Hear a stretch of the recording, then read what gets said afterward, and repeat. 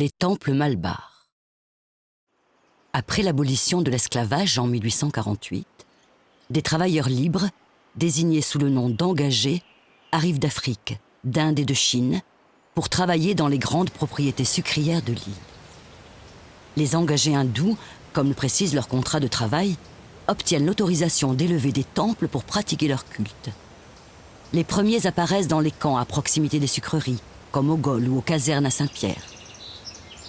À la fin du XIXe siècle, d'autres temples sont construits dans les principales villes de la colonie. Ils tranchent eux aussi, par leur simplicité extérieure, avec l'architecture religieuse du sud de l'Inde.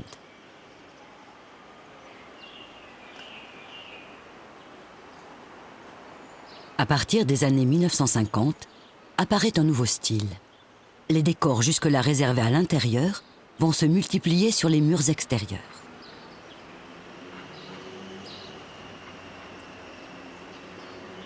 Plus monumentaux et plus colorés, les temples hindous deviennent également plus visibles dans le paysage réunionnais.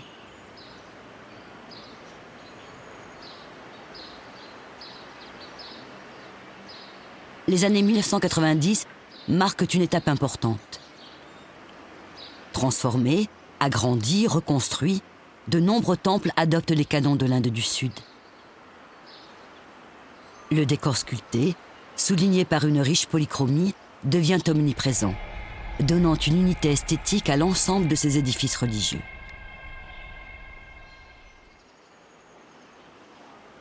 Cinq d'entre eux, parmi les plus anciens, sont protégés au titre des monuments historiques.